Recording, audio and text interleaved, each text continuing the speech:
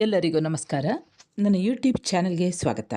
ವಿದ್ಯಾರ್ಥಿಗಳೇ, ಇಂದು ದೇವನೂರು ಮಹಾದೇವ ಇವರು ಬರೆದ ಅಮಾಸ ಅನ್ನುವಂತಹ ಕಥೆಯನ್ನು ನೋಡೋಣ.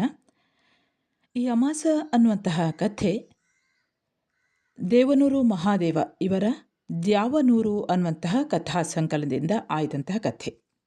ಈ ಕಥೆಯಲ್ಲಿ ಒಂದು ಅನಾಥ ಹುಡುಗನಾದಂತಹ ಅಮಾಸನ ಕಥೆಯನ್ನು ನಾವು ನೋಡ್ಬೋದು. ಈ ಕಥೆ ನವ್ಯೋತ್ತರ ಸಾಹಿತ್ಯದ ಒಂದು ವಿಶಿಷ್ಟ ಉದಾಹರಣೆಯಾಗಿದೆ. ಸಮಾಜದಲ್ಲಿರುವಂತಹ ಅಸಮಾನತೆ, ಜಾತಿ ವ್ಯವಸ್ಥೆ ಮತ್ತು ಬಡತನವನ್ನು ನಿಭಾಯಿಸ್ತದೆ. ಹಳ್ಳಿಯ ಜಾತ್ರೆಯಲ್ಲಿ ಹುಲಿಯ ವೇಷವನ್ನು ಧರಿಸಿ ಕುಣಿಯುವ ಅಮಾಸ ಮತ್ತು ಆತನ ಆ ನೃತ್ಯವನ್ನು ಗಮನಿಸುವಂತಹ ಮುಖ್ಯಸ್ಥರು, ಆ ಊರಿನ ಮುಖ್ಯಸ್ಥರು, ಈ ಮೂಲಕ ಅಮಾಸ ಅನ್ನುವಂತಹ ಅನಾಥ ಹುಡುಗನ ಕಥೆಯನ್ನು ನಾವು ನೋಡ್ತಾ ಹೋಗ್ಬೋದು. ಈ ಅನಾಥ ಹುಡುಗ ಕುರಿಯಯ್ಯ ಅನ್ನುವಂಥವನ ಆಶ್ರಯದಲ್ಲಿ ಬೆಳೀತಾನೆ. ಹಳ್ಳಿಯ ಜಾತ್ರೆಯ ಹುಲಿವೇಷದಲ್ಲಿ ಕುಣಿಯುವಾಗ ಅವನ ನೃತ್ಯವನ್ನು ಬಹಳಷ್ಟು ಎಲ್ಲರೂ ಕೂಡ ಮೆಚ್ಚುತ್ತಾರೆ. ಅದರಲ್ಲಿ ಮುಖ್ಯವಾಗಿ ಆ ಊರಿನ, ಆ ಗ್ರಾಮದ ಮುಖ್ಯಸ್ಥ ಮೆಚ್ಚಿಕೊಳ್ಳುವಂಥದ್ದು. ಇಲ್ಲಿಂದ ಅವನ ಬದುಕಿನ ಕಥೆಯನ್ನು ನಾವು ನೋಡ್ತಾ ಹೋಗ್ಬೋದು. ಅಮಾಸ ಎಂಬುದು ಅಮಾಸನ ಹೆಸರು. ಅವನು ಕಪ್ಪಗಿದ್ದುದಕ್ಕೆ, ಅಮಾವಾಸ್ಯೆ ದಿನ ಹುಟ್ಟಿದ್ದಕ್ಕೆ ಅವನಿಗೆ ಅಮಾಸ ಹೆಸರು ನಿಂತಿದೆ. ಅಮಾಸ ಹೆಸರು ಯಾಕೆ ಬಂತು ಎಂದು ಅವನ ಅಪ್ಪ ಅವ್ವ ಬದುಕಿದ್ದರೆ ಕೇಳಬಹುದಿತ್ತು. ಆದರೆ ಅವನು ಹುಟ್ಟಿದ ಮೇಲೆ ನಡೆದಾಡೋ ವೇಳೆಗೆ ಅವನನ್ನು ಹೆತ್ತವಳು, ಹುಟ್ಟಿಸಿದವನು ನಾನಾ ನಿಮಿತ್ತವಾಗಿ ದೈವಾಧೀನರಾದರು. ಆಗಲೀಗ ಅಮಾಸನಿಗೆ ಮಾರಿಗುಡಿ ಅಂದರೆ ಅಮಾಸ, ಅಮಾಸ ಅಂದರೆ ಮಾರಿಗುಡಿ ಎಂಬಂತಾಯಿತು. ಮಾರಿಗುಡಿ ಎಂದ ಮಾತ್ರಕ್ಕೆ ದಿಕ್ಕುದೆಸೆ ಇಲ್ಲ ಅಂತೇನಲ್ಲ. ಅಮಾಸನಂಥ ಎಷ್ಟೋ ಜನಕ್ಕೆ ಮಾರಿಗುಡಿ ನೆರಳು ನೀಡುತ್ತಾ ಬಂದಿದೆ. ಬೇಸಿಗೆಯಲ್ಲಂತೂ ಧಗೆಗೆ ಜನ ಅಲ್ಲಿ ಜಾತ್ರೆಯಾಗುವುದು. ಅದರಲ್ಲಿ ಅಲ್ಲಿ ಅಮಾಸನನ್ನು ಬಿಟ್ಟರೆ ಒಂದು ಹಳೆ ತಲೆಯ ವಾಸವಿದೆ. ಹಳೆ ತಲೆ ಅಂದರೆ ಅಂತೂ ಅವನ ಮೈಯ ಕೈಯ ತಲೆ ಅನ್ನದೆ ಕೂದಲು ಇದ್ದಷ್ಟು ಬೆಳ್ಳಗಾಗಿ ಅವನ ದೇಹ ತುಂಬ ಹರಿದಿವೆ. ಇದುವರೆಗೆ ಕಂಡಂತೆ ಅವನು ಕುಂತಲಿಂದ ಎದ್ದುದನ್ನು ಯಾರೂ ಕಂಡಂತಿಲ್ಲ. ಮಾರಿಗುಡಿಯ ಮೂಲೆಗೆ ಸೇರಿದಂತೆ ಒಂದು ಮೂಲೆಯಲ್ಲಿ ಒಂದು ಕಡೆ ಒಂದು ಕಪ್ಪು ಕಂಬಳಿ, ಯಾವ ಕಾಲದ್ದ ಅಂತೂ ಹಾಸಿದೆ. ಅದರ ಮೇಲೆ ಅವನು ಕಾಲು ಚಾಚಿಯೋ, ಪಕ್ಕದ ಕಂಬಕ್ಕೊರಗಿಯೋ ಅಥವಾ ಕೈಗಳ ಹಿಂದಕ್ಕಾನಿಸಿಯೋ ಕೂತೇ ಇರುವನು. ಅವಾಗೆ ಇಂಥ 3-4 ಭಂಗಿಗಳನ್ನು ಬಿಟ್ಟರೆ ಬೇರೆಯದು ಇದ್ದಂತೂ ಇದ್ದಿಲ್ಲ. ಅವ ಅಂತೆ ಕುಂತಾಗೆಲ್ಲ ಅರೆಗಣ್ಣು ಮುಚ್ಚಿ ಕೂರುವುದು ಹಿಂದಿನಿಂದಲೂ ಹೇಗೋ ಬಂದು ಬಿಟ್ಟಿದೆ. ಅದು ಬಿಟ್ಟು ಅವ ಕೂತಂತೂ ಇಲ್ಲ. ಅವನ ಈ ಸ್ಥಿತಿಯ ಕಂಡರೆ ಏನೋ ಧೇನಿಸುತ್ತಾ ಕುಂತಂತೆ ಗೋಚರಿಸುತ್ತೆ. ಸುಕ್ಕುಗಳಿಂದಲೇ ಮಾಡಿದ ಅವನ ಮುಖ ಮೇಲಿನ ರೀತಿ ಅನ್ನಿಸಲು ಕಾರಣ ಇದ್ದೀತು. ಅಥವಾ ಆ ಸುಕ್ಕು ಮುಖಕ್ಕೆ ಒಪ್ಪುವ ಕತ್ತಿನವರೆಗೂ ಬೆಳ್ಳಗೆ ಇಳಿಬಿದ್ದಿರುವ ರಟ್ಟೆ ಗಾತ್ರದ ಮೀಸೆಯೂ ಕಾರಣವೇ. ಒಟ್ನಲ್ಲಿ ಅವ ಏನನ್ನೂ ಧೇನಿಸುತ್ತಾ ಕುಂತಂತೆ ಗೋಚರಿಸುತ್ತದೆ. ಅಲ್ಲವನ ಪಕ್ಕಕ್ಕೆ ಸೇರಿದಂತೆ ಆಳೆತ್ತರದ ಬಿದಿರುಗಳ ಸದಾ ಇದ್ದುದೆ. ಅವನು ಅತ್ತ ಇತ್ತ ಚಲಿಸಬೇಕಾದಾಗೆಲ್ಲ ಅಮಾಸ ಕೈಗಿರಗು ಇರುವುದರಿಂದ ಆ ಬಿದಿರುಗಳದ ಬಳಕೆ ಅಷ್ಟೇನೂ ಆಗಿಲ್ಲ. ಆದರೆ ಕೋಳಿ, ಕುರಿ, ಆಡು ಮರಿ ಮುಂತಾದವು ಸುತ್ತುವರಿದರೆ ಅದ್ದರಿಸುವುದಕ್ಕೆ ಅದು ಆಗಾಗ ಬೇಕಾಗುತ್ತದೆ. ಇನ್ನೂ ಹೇಳಿ ಅವನ ಹೆಸರು ಹೇಳುವುದೇ ತಪ್ಪಿತು. ಸಣ್ಣವರಿಂದ ಹಿಡಿದು ದೊಡ್ಡವರವರೆಗೆ ಅವನನ್ನು ಕುರಿಯಯ್ಯ ಕುರಿಯಯ್ಯ ಎನ್ನುವರು. ಅದೇನು ಅವನ ಹುಟ್ಟಿದ ಹೆಸರೇ? ಪ್ರಶ್ನೆ ನಮಗೂ ಬೇಡ, ನಿಮಗೂ ಬೇಡ. ಇಷ್ಟರಿತು ಕಂಡುದೇ ಅವ ಬುದ್ಧಿ ಬಲ್ಲವನಾದಾಗಲಿಂದ ಹಿಡಿದು ಅವನ ತೊಡೆಗಳು ನಡೆದಾಡೋದ ಕಳೆದುಕೊಳ್ಳುವವರೆಗೆ ಊರ ಗೌಡರ ಹಟ್ಟಿ ಕುರಿಗಳ ಕಾಯ್ದುಕೊಂಡು ಬಂದುದು. ಈಗಲೂ ಮೇಲಿನ ರೀತಿಯಲ್ಲಿ ಅರೆಗಣ್ಣು ಮುಚ್ಚಿಕೊಂಡಾಗ ಬೆರಳನ್ನು ಒಂದೊಂದು ಕುರಿ ಮಾಡಿಕೊಂಡೇನೋ ತಂತಾನು ಎಣಿಸುತ್ತಾ ಹೋಗುವನು. ದಿನ 6-7 ಸಲ ಹೀಗೆ ಇದು ತಪ್ಪಿದ್ದಲ್ಲ. ಇದು ಯಾವ ದಿನವೂ ತಪ್ಪಿಸಿಕೊಂಡೂ ಹೋಗಿಲ್ಲ. ಅಮಾಸನು ಹೀಗೆ ಕುರಿಯಯ್ಯನ ಕಣ್ಣು ಮಟಾರದಲ್ಲಿ ಬೆಳೆಯತೊಡಗಿದನು. ಈಗ ಅವನ ವಯಸ್ಸು 10-11 ನಡೆಯುತ್ತಿದೆ. ಕುರಿಯಯ್ಯನು ಅಮಾಸ ಬಂದಾಗ ಅಂತ ಧ್ವನಿ ಕೊಡೋದು ಅಮಾಸನ ಹಗಲು ಕೆಲಸ ಅನ್ನಬಹುದು. ಊರಿಗೆ ಕತ್ತಲು ಇಳಿಯಲು ತೊಡಗಿದಾಗಲೇ ಅಮಾಸನು ಕುರಿಯಯ್ಯನು ಮಠದ ಬೆಲ್ಲು ಆಗುವುದನ್ನೇ ನೆಟ್ಟಾಗಿ ಕಾಯುವರು. ಮಠದ ಬೆಲ್ಲು ಹೊಡೆದ ತಡವೇ ಅಮಾಸನು ಕುರಿಯಯ್ಯನ ಕಿದ್ದಂಡೆಯಲ್ಲಿ ಮಡಗಿರುವ ತಟ್ಟೆ ಗ್ಲಾಸು ತೆಗೆದುಕೊಂಡು ಲಗಬಗ ಓಡುವನು. ಅಷ್ಟಕ್ಕಾಗಲೇ ಸಂಪೂರ್ಣ ಕತ್ತಲು ಹಿಡಿದು ಗವ್ವಗಿರುವುದರಿಂದ ಅಮಾಸ ಓಡುವುದೇನೂ ಕಾಣಿಸುವುದಿಲ್ಲ. ಕಣ್ಣು ಸೀಳಿಸಿಕೊಂಡು ನೋಡಿದರೆ ಅವ ಓಡುವ ಓಟಕ್ಕೆ ಕತ್ತಲು ಕಲಕುತ್ತಿರುವಂತೆ ಹೊಳೆಯುತ್ತದೆ. ಹಾಗೆ ಅವನು ಹೋದವನು ತಿರುಗ ಯಾವಾಗ ಬಂದ ಎಂಬುದು ತಿಳಿಯದು. ಬಂದವ ಅಯ್ಯ ಅಂದುದು ಕತ್ತಲನ್ನು ಅಲುಗಾಡಿಸುತ್ತಾ ಮೂಡುವಾಗಲೇ ತಿಳಿಯುವುದು. ಆಗ ಕುರಿಯಯ್ಯ ಮಲಗಿದ್ದರೆ ಎದ್ದು ಮಲಗಿ ಕೂರುವನು. ರೂಢಿಯಂತೆ ಆ ಕತ್ತಲಲ್ಲಿ ಮಠದ ಹಿಟ್ಟು ಸಾರು ಉಂಡು ಆಮೇಲೆ ಅಮಸ ಮಲಗಿಬಿಡುವನು. ಅಷ್ಟೊತ್ತಿಗೆಲ್ಲ ಆ ಹಿಡಿದ ಕತ್ತಲಿಗೆ ಊರು ತನ್ನ ದನಿ ಅಡಗಿಸಿಕೊಂಡು ಮಲಗಿದರೂ ಆಗಾಗ ಅಲ್ಲಲ್ಲಿ ನಾಯಿಗಳ ಕಿರುಚಾಟವೋ ಗೂಗೆಯ ಗೂ ಮೆಲುಕಾಕುತ್ತಲೋ ಇರುವುದು. ಮುದುಕ ನಿದ್ದೆ ಬಾರದ್ದಕ್ಕೆ ಕಣ್ಣು ಬಿಟ್ಟು ಕಣ್ಣಿಗೆಟಕುವಷ್ಟು ನೋಡುತ್ತಲೇ ಎಚ್ಚರ ಇರುವಷ್ಟು ಕಾಲ ಏನನ್ನಾದರೂ ತನ್ನೊಳಗೆ ಮಾತನಾಡುತ್ತಲೋ ಇದ್ದು ಅಮಸ ಅಮಸ ಎಂದು 2-3 ಸಲ ಅಂದು ಮರುತ್ತರ ಬರದೆ ಅವನು ಮಲಗುವನು.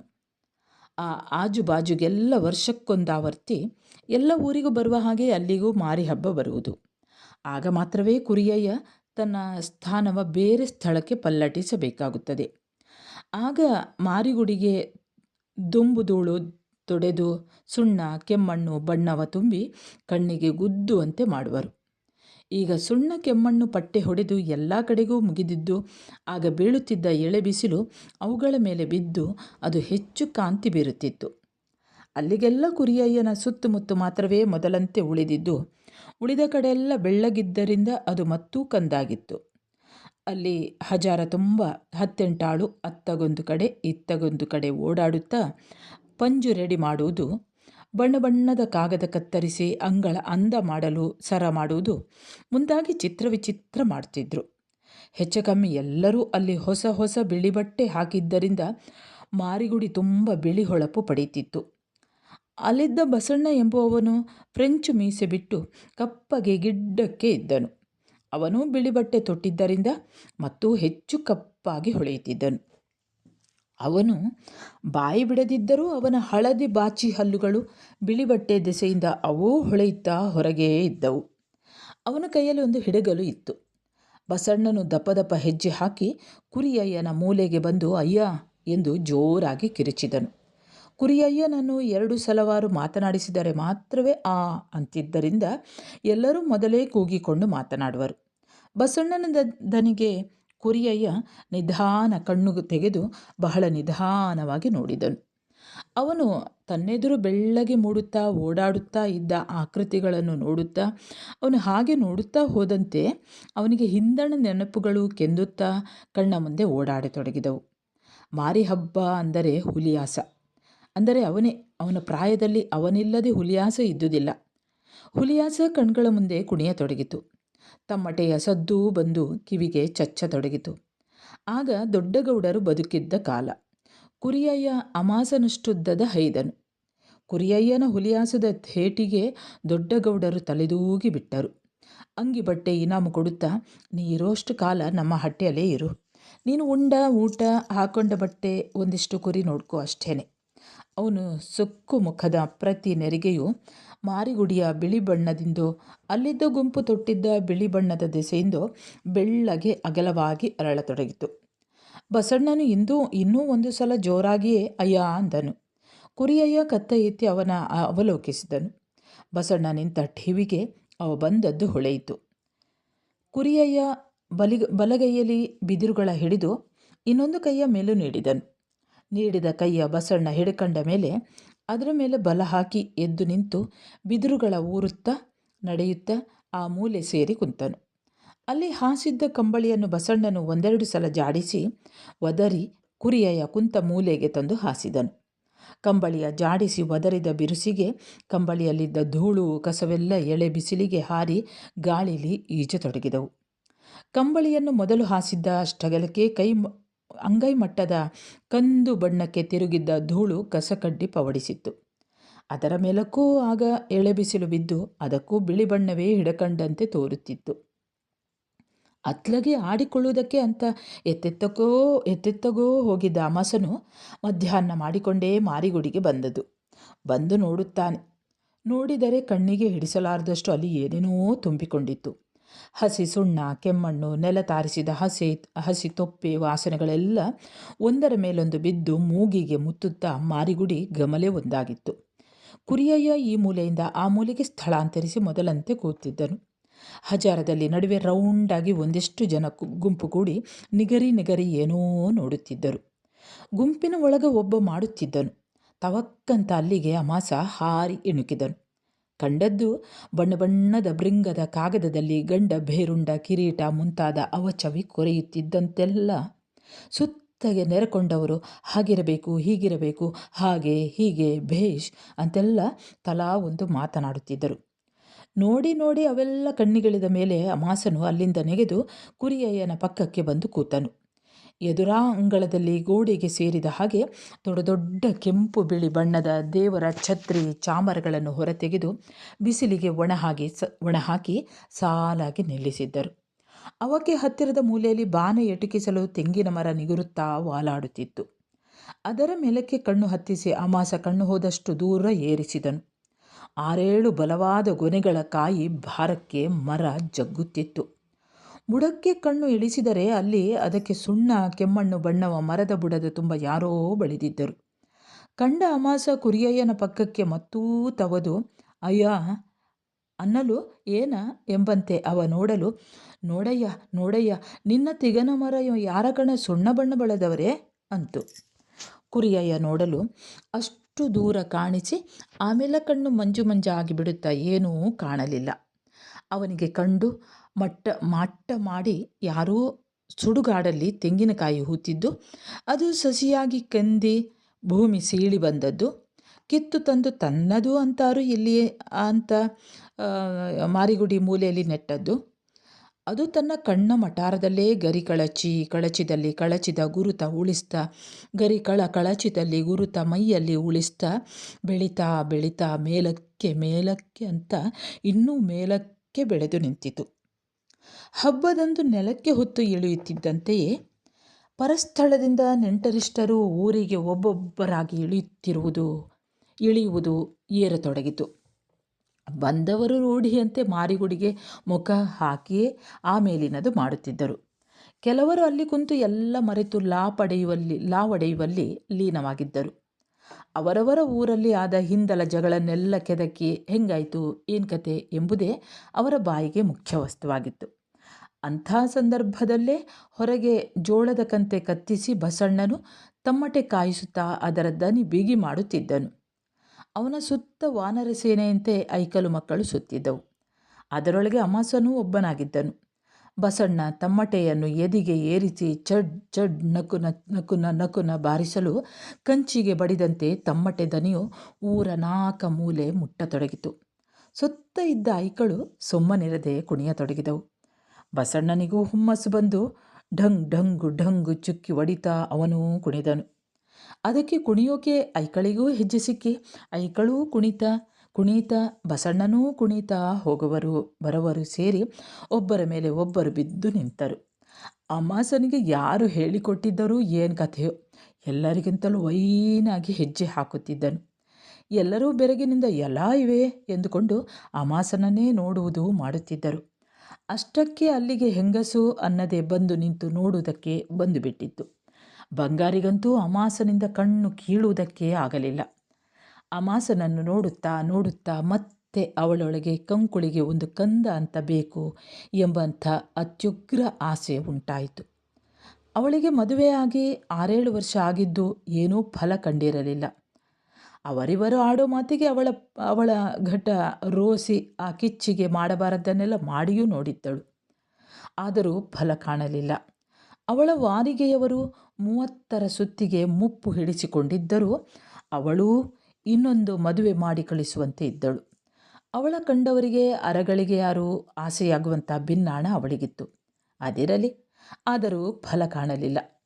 ಆದರೆ ಅವಳ ರೀತಿಯೂ ಹೆಚ್ಚು ದಿನ ಮುಂದುವರೆದುಕೊಂಡು ಹೋಗಲಿಲ್ಲ. ರಾತ್ರಿಯಾಯಿತು ಅಂದರೆ ಹಟ್ಟಿಗೆ ಒಂದೊಂದಾಗಿ ಕಲ್ಲು ಬೀಳಲು ತೊಡಗಿದವು. ಅವಳ ಗಂಡ ಬಂಗಾರಿ ಬೆನ್ನಿಗೆ ಬಾಸುಂಡೆ ಬರಿಸಿ ತಲೆ ಚಚ್ಚಿಕೊಂಡು ಹೊರಕ್ಕೆ ಮುಖ ಹಾಕದೆ ಕುಂತನು. ಆಮೇಲೆ ಕಲ್ಲು ಬೀಳುವುದು ನಿಂತು ಈಗ ಮರೆತು ಹೋಗುವಷ್ಟು ಆಗಿತ್ತು. ಅವಳ ಕಣ್ಣುಗಳ ಒಳಗೆ ಅಮಾಸ ಥರಾವರಿ ಕುಣಿಯುತ್ತಿತ್ತು. ಮೇಲಿನಂತೆ ಆಗುತ್ತಿದ್ದ ಸಂದರ್ಭದಲ್ಲೇ ಇಬ್ಬರು ಯಜಮಾನರು ಕೊಬ್ಬಿದ 2 ಹೋತಗಳನ್ನು ಅಲ್ಲಿಗೆ ಸೆಳೆತಂದರು. ಆಗ ಅಲ್ಲಿದ್ದ ಗುಂಪು ಎರಡಾಗಿ ಸೀಳಿತು. ಐಕಳು ಮಕ್ಕಳು ಅತ್ತಗೂ ಇತ್ತಗೂ ಚೆಲ್ಲಿಕೊಂಡವು. ಹೋತಗಳು ತಮ್ಮಟೆ ಬಿರುಸಿಗೆ ದಿಕ್ಕಾಪಾಲು ಎಳೆಯತೊಡಗಿದವು. ಆ ಬಲಕ್ಕೆ ಹಿಡಿದವರು ಅಲ್ಲಾಡಲು ಮತ್ತು ಇಬ್ಬರು ಸೇರಿ ಅವ ಹಿಡ್ಕೊಂಡು ಮಿಸುಕಾಡದಂತೆ ಮಾಡಿ ಮಾರಿಗುಡೆ ಮುಂದೆ ತಂದು ನೇರಕ್ಕೆ ನಿಲ್ಲಿಸಿದರು. ಹೊರಗೆ ಹುಮ್ಮಸ್ಸಿನಿಂದ ತಮ್ಮಟೆ ಬಡಿಯುತ್ತಿತ್ತು. ಹೋತಗಳು ಅಲುಗದೆ ಮಿಸುಕದೆ ಕಣ್ಣುಗಳನ್ನು ಮಾತ್ರವೇ ಸುತ್ತಗೂ ತಿರುಗಿಸುತ್ತಿದ್ದವು. ಎದುರ ಗುಡಿ ಬಾಗಿಲು ತೆರೆದಿದ್ದು ಬೆಳ್ಳಿ ದೇವರು ಹೊಳೆಯುತ್ತಿತ್ತು. ಗುಡಿ ಒಳಗಿಂದ ಪೊದೆಯಾಗಿ ಊದುಬತ್ತಿ ಹೊಗೆ ಹೊರಕ್ಕೆ ತೇಲಿಕೊಂಡು ಬರುತ್ತಿತ್ತು. ಒಳಗಿದ್ದ ಸೊಂಟದಿಂದ ಕೆಳಕ್ಕೆ ಮಂಡಿಯಿಂದ ಮೇಲಕ್ಕೆ ಬಟ್ಟೆ ಸುತ್ತಿದ್ದ ಒಬ್ಬನು ತೀರುತ್ತಾ ಮಾರು ಹೂವ ತಂದು ಹೋತಗಳ ಮುಂದೆ ನೆಟ್ಟಗೆ ನಿಂತು ಕ್ಷಣ ಕಣ್ಣು ಮುಚ್ಚಿ ತುಟಿ ಅಲುಗಿಸುತ್ತಾ ವಟವಟ ಆರಂಭಿಸಿದನು. ಅವನ ಮೈಯ ಕಪ್ಪುಗಿದ್ದು ಮೈಯೆಲ್ಲ ನರನರವೇ ಹಬ್ಬಿತ್ತು. ವಟಗುಟ್ಟುವುದಕ್ಕೆ ತಕ್ಕಂತೆ ಅವು ಹಿಗ್ಗುತ್ತಾ ಕುಗ್ಗುತ್ತಾ ಇದ್ದವು. ಆಮೇಲೆ ಅವ ಹೂವ 2 ಮಾಡಿ ಹೋತಗಳ ಕೊರಳಿಗೆ ಬಿಗಿದನು. ಅದಾದ ಮೇಲೆ ಬಿಡಿ ಹೂವ ಹೋತಗಳೆರಡರ ನೆತ್ತಿಯ ಮೇಲೆ ಇಟ್ಟು ತೀರುತವನ ಮೈ ಮೇಲೆಲ್ಲ ಎರಚಿ ಕೈ ಮುಗಿದು, ಏನಾರ ತಪ್ಪಿದ್ದರ ಹೊಟ್ಟ ಬಳಿಕ ಹಾಕವ, ಒಪ್ಪಿಗೆ ಕೊಡು ಅಂದನು.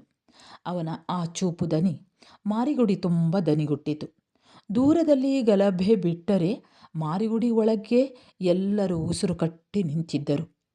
ಅವರು ಹಾಗೆ ನಿಂತಿರುವುದು ಹೋತಗಳು ಕಣ್ಣುಗಳು ಮಾತ್ರವೇ ತಿರುವಿಸುತ್ತಾ ನೋಡುವುದು ಸ್ವಲ್ಪ ಹೊತ್ತು ನಡೆಯಿತು.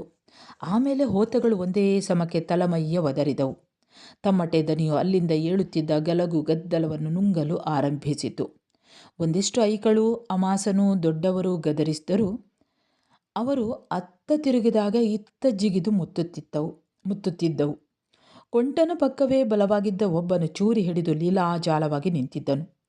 ಇಬ್ಬರು ಹೋತಕ್ಕೆ ಹಿಂಗಾಲು ಮುಂಗಾಲು ಮಾಡಿ ಬಿಮ್ಮಗೆ ಹಿಡಿದು ಅದರ ಕತ್ತನ್ನು ಕೊಂಟಗೆ ತರುತ್ತಲೇ ಕಾಯುತ್ತಿದ್ದ ಚೂರಿಯವ ಚಕ್ಕನೆ ಹೋತದ ಕತ್ತಿಗೆ ಚೂರಿಯಿಂದ ಒಂದೇಟು ಹಾಕಿ ಚುರುಚುರು ಅನ್ನಿಸಿಬಿಟ್ಟಾಗ ದೇಹ ತಲೆ ಎರಡಾದವು. ಕತ್ತರಿಸಿ ಒಕ್ಕಡೆ ಬಿದ್ದ ತಲೆಯ ಬಾಯಿಗೆ ಒಬ್ಬ ನೀರು ಹಾಕಿದನು. 1-2 ಸಲ ಬಾಯಿ ಪಕಪಕ ಅಂದು ಮುಚ್ಚಿತು. ಆ ಕಡೆ ಅದರ ದೇಹ ಎಷ್ಟೆಷ್ಟೋ ಒದ್ದಾಡುತ್ತಿತ್ತು. ತಲೆ ಮಾತ್ರ ಕಣ್ಣುಗಳ ಮೇಲಕ್ಕೆ ಅಗಲಿಸಿ ಆಗಲೇ ಸ್ತಬ್ಧವಾಗಿ ಬಿಟ್ಟಿತ್ತು.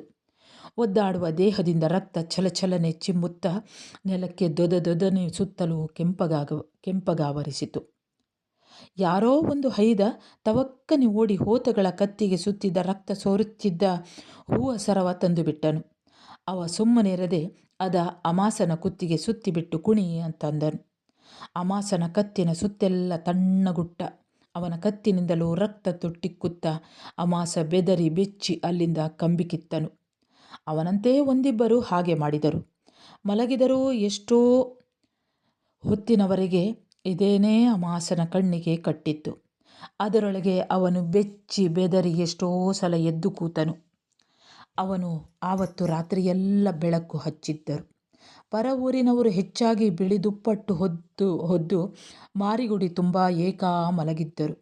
ಅದೆಲ್ಲ ಸೇರಿಕೊಂಡು ಮಾರಿಗುಡಿಯ ಬೆಳ್ಳಗಿತ್ತು. ಆವತ್ತು ರಾತ್ರಿ ರೈಲ್ವೆ ಗ್ಯಾಂಗ್ಮನ್ ಸಿದ್ದಪ್ಪನು ಓವರಾಗಿ ಹೊಟ್ಟೆ ತುಂಬ ಪರಮಾತ್ಮನನ್ನು ಹಾಕ್ಕೊಂಡು ಬಂದಿದ್ದನು. ಅವನ ತಪ್ಪಲ್ಲದಿದ್ದರೂ ಅದು ಅವನನ್ನು ಆ ರಾತ್ರಿ ತುಂಬ ಆಡಿಸತೊಡಗಿತು. ಅವನಿಗೋ ಕಣ್ಣು ಮುಚ್ಚಿದರೆ ಪ್ರಳಯ ಆಗುತ್ತಿತ್ತು. ಅದಕ್ಕೆ ಅವನು ಕಣ್ಣು ಮುಚ್ಚದೆ ತೂರಾಡುವ ಹಾದಿ ಒಳಗ ಹಿಡಿದಿದ್ದ ಕೋಲು ಊರುತ್ತಾ ದಿಕ್ಕಾಪಾಲು ನಡೆದಾಡತೊಡಗಿದನು. ಹಾಗೇ ನಡೆದಾಡುತ್ತಿರುವಲ್ಲಿ ಉರಿಯೋ ಲೈಟು ಕಂಬ ಕಂಡು ಬಂದಲ್ಲಿ ಅವನಿಗೆ ರೋಷ ಹೊಮ್ಮುತ್ತಿತ್ತು. ಝಾಡಿಸಿ ಅದಕ್ಕೆ ಒದ್ದು ಬಿದ್ದು ಕೋಲಲ್ಲಿ ಜೋರು ಬಡಿಯುವನು. ಅಲ್ಲಾಗುವ ಸದ್ದು ಸುತ್ತಮುತ್ತೆಲ್ಲ ನಡುಗಿಸುತ್ತಾ ಏಳುತ್ತಿತ್ತು. ಅಷ್ಟಕ್ಕೂ ಮುಗಿಸದೆ ಹಾ ಹೋ ಚೀರುತ್ತಾ ಅದನ್ನು ರಾಜಕಾರಣಿಯನ್ನು, ಕಾಂಟ್ರಾಕ್ಟನ್ನು, ರೈಲ್ವೆ ಬಾಸನ್ನು ಆಣಿ ಮಾಡಿ ಬಡ್ಡಿ ಸಾಲ ಕೊಡೋ ಮಾದಪ್ಪನನ್ನು ಮಾಡಿಕೊಂಡು ಸುಳೆ ಮಗ್ನ ಬಿಳಿ ಬಟ್ಟ ಹಾಕೊಂಡು ದೇಶ ಸುತ್ತಿ ದೊಡ್ಡವಾಗಿಯೇನೆ. ನನ್ನ ಕಂಡ್ರೆ ನೀನು ಮೂಗ ಮುಚ್ಚಳಿಯ, ನಾವಾದ್ರೆ ಪರದೇಶಿಗಳಪ್ಪ, ಎಲ್ಲಂದ್ರೆ ಅಲ್ಲಿ ಬೀದಿಲಿ ಬಿದ್ದಿದ್ದೀವಿ ಓ ಎಂದು ದೊಡ್ಡದಾಗಿ ಬಾಯಿ ದನಿ ತೆಗೆದು ಗೋಳೋ ಎಂದು ಅತ್ತನು. ಮತ್ತು ಮಾತು ಜೋರು ಮುಂದುವರಿಸಿದನು. ನಿಮ್ಮ ಕಾರ ನಮ್ಮ ಮೇಲೆ ಬುಡಬೇಡ್ರಪ್ಪೋ, ನನ್ನ ಮಾತು ಕೇಳಿ ನಗ್ತಾನೆ ನೋಡ್ರಪ್ಪೋ. ನಗಪ್ಪ ನಗು, ನಿಂಗ ನಗೋ ಕಾಲ, ನೀ ಏನ ಮಾಡ್ತಿ ನಗುಮಗ್ನ, ಬಡವ ಉದ್ಧಾರ ಮಾಡವ ನೀನು.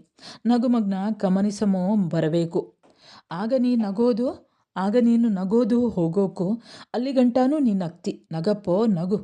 ಅಲ್ಲಿ ಅಲ್ಲೋಲ ಕಲ್ಲೋಲ ಎಳಿಸುತ್ತಾ ಅವನ ಮಾತು ನಗು ಎಲ್ಲವೂ ಬೀದಿ ತುಂಬೆಲ್ಲ ಬಿದ್ದು ಎದ್ದು ಆ ಕೊರೆಯುವ ರಾತ್ರಿ ಕತ್ತಲ ಒಳಗ ಒದ್ದಾಡುತ್ತಿದ್ದವು. ಆ ಮಾತು ನಗುಗೆಲ್ಲ ನಿದ್ದೆ ಬಾರದಿದ್ದ ಅಮಾಸ ಬೆಚ್ಚಿ ಬೆಚ್ಚಿ ಕೂರುತ್ತಿದ್ದನು. ಹೀಗೆ ಎಷ್ಟೋ ಹೊತ್ತು ನಡೆದು ಆಮೇಲೆ ಸಿದ್ದಪ್ಪನ ದೇಹ ಎಲ್ಲಿ ಬಿತ್ತೋ, ಹೇಗೆ ಬಿತ್ತೋ, ಏನು ಕಥೆಯೋ, ಅವನ ಮಾತು ಅವನ ನಗು ನಿಂತವು. ಮಾರನೇ ದಿನ ಬಂತಲ್ಲ, ಆವತ್ತು ಊರು ಆಕಳಿಸುತ್ತಾ ಕಳೆಯಿತು. ಆವಾಗ ಯಾವಾಗ ಜಗಲಿ ನೋಡಿದ್ರೂ ಜನವೇ ತುಂಬಿತ್ತು. ಅಷ್ಟಕ್ಕೂ ಎಷ್ಟೋ ಜನ ಇನ್ನೋವೇ ಎದ್ದೇ ಇರಲಿಲ್ಲ. ಉದಾಹರಣೆಗೆ ಸಿದ್ದಪ್ಪ. ಮಧ್ಯಾಹ್ನ ಬಂತಲೇ ಹುಲಿಯಾಸದವರಿಂದ ಚಲನವಲನ ಮಾರಿಗುಡಿಗೆ ಬಂತು. ಗೌಡರ ಜೀತದಾಳು ಬಂದು ಗೌಡ್ರ ಹಟ್ಟಿಗೆ ತೆಂಗಿನಕಾಯಿ ಬೇಕಂತೆ ಎಂದು ಅಂದು ಕುರಿಯಯ್ಯ ಕಿತ್ಸೆ ಅಂತಲೇ ಅವು ಮರವ ನಿಮಿಷಕ್ಕೆ ಹತ್ತಿ ಉದುರಿಸಿಕೊಂಡು ಹೋದನು. ಅತ್ತ ಹಟ್ಟಿಗಳ ಒಳಗ ಹೆಂಗಸರು ಚೆಂದಾಗಿ ತಲೆ ಬಾಕೊಂಡು ಹೂ ಮುಡ್ಕೊಂಡು ಹೊರಕ್ಕೂ ಒಳಕ್ಕೂ ಓಡಾಡುತ್ತಿದ್ದರು. ಪ್ರಾಯದ ಹುಡುಗರಂತೂ ಆಗೀಗ ಆಡೋ ತುಡುಗು ಹುಡುಗಿಯರ ರೇಗಿಸುತ್ತಾ ಅವುಗಳಿಂದ ಬಯಸಿಕೊಳ್ಳುತ್ತಾ ಇದ್ದವು. ಮಾರಿಗುಡಿಲಿ ಹುಲಿಯಾಸದ ತಮ್ಮಟೆ ಸದ್ದು ಎಲ್ಲರನ್ನು ಒಕ್ಕಡೆಗೆ ಸೆಳೆಯುತ್ತಿತ್ತು. ಎಲ್ಲರೂ ಬರೋ ಹುಲಿಗಳನ್ನೇ ಕಾಯುತ್ತಾ ಕಾದಿದ್ದರು. ಹಾಗೇ ಇದ್ದು ಒಮ್ಮೆಗೆ ಹುಲಿಮನ ಬಾಗಿಲು ತೆರೆಕೊಂಡಿತು. ಎಲ್ಲರ ಕಣ್ಣುಗಳು ದಬದಬ ಅಲ್ಲಿಗೆ ಬಿದ್ದವು. ಒಂದು ದೊಡ್ಡ ಯಾಸದ ಹುಲಿ ನಿಂಬೆಹಣ್ಣ ಬಾಯಲ್ಲಿ ಕಚ್ಚಿ ಒಳಗಿನಿಂದ ಹೊರಕ್ಕೆ ನೆಗೆದು ಬಂತು. ಬರುತ್ತಲೇ ಜನವೆಲ್ಲ ಹೌಹಾರಿ ಚದರಿ ಸರಿದು ಅಲ್ಲೇ ರೌಂಡಾಗಿ ಜಾಗವಾಯಿತು. ಅದಾದ ಮೇಲೆ 4-6 ದೊಡ್ಡ ಹುಲಿಗಳು, ಕತ್ತೆ ಕಿರುಬ, ನಗಸೋ ಕೋಡಂಗಿ ಒಂದಾದ ಮೇಲೊಂದು ಬಂದವುಗಳಲ್ಲಿ ಒಂದು ಮರಿ ಹುಲಿಯೂ ಇತ್ತು. ಎಲ್ಲ ಒಂದಾದ ಮೇಲೆ ಸಾಲಾಗಿ ನಿಂತು ದೇವರಿಗೆ ಕೈ ಜೋಡಿಸಿ ತೀರುತ್ತಾ ತಕ್ಕಂದರು. ಆಮೇಲೆ ಅಲ್ಲಿಂದಲೇ ಕುಣಿತ ಆರಂಭ ಆಯಿತು. ಕತ್ತೆ ಕಿರುಬನು ಎಲ್ಲರಿಗಿಂತಲೂ ಜೋರಾಗಿ ಮಜಬೂತವಾಗಿದ್ದು ಅವನಿಗೆ ಯಾಸ ಥೇಟಾಗಿತ್ತು. ಅವು ಮರಿ ಕಡಿಯುವಾಗ ಲೀಲಾಜಾಲವಾಗಿ ಕತ್ತಿ ಹಿಡಿದು ನಿಂತಿದ್ನಲ್ಲ ಅವ ತಮ್ಮಟೆ ದನಿಗೆ ಹೆಜ್ಜೆ ಹಾಕುತ್ತಾ ಬಂದ ಅಂದರೆ ಜನಕ್ಕೆ ಜನವೇ ಫರ್ಲಾಂಗ್ ದೂರ ಚಿಗಿಯುತ್ತಿತ್ತು. ಕುಣಿತ ಬೀದಿಗೆ ಬಂದಾಗ ಹೆಂಗಸು ಮಕ್ಕಳು ಜಗಲಿ ಇಳಿದೇನೆ ಜೀವ ಹಿಡಕಂಡು ನೋಡುತ್ತಿದ್ದರು.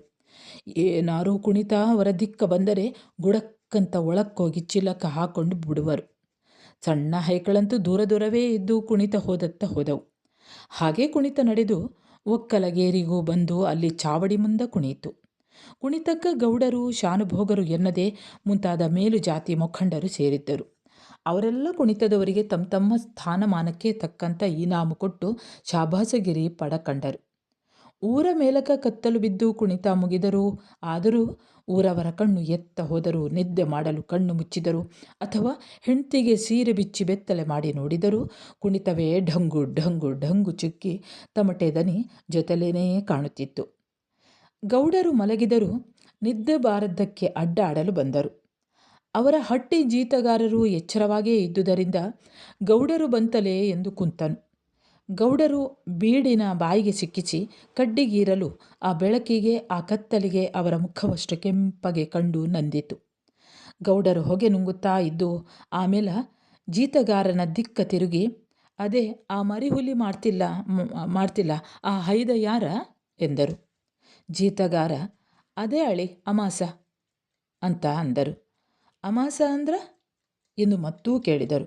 ಅದಕ್ಕವ, ಅದೇ ಅಳಿ ಆ ಕುರಿಯಯ್ಯನ ಜೊತೆಯಲ್ಲಿ ಒಂದು ತಾಯಿ ತಂದೆ ಇಲ್ಲ ತಬ್ಬಲಿ ಹೈದ ಇತ್ತಲ್ಲ ಬುದ್ಧಿ, ಅದೇನೆ ಅಂದರು.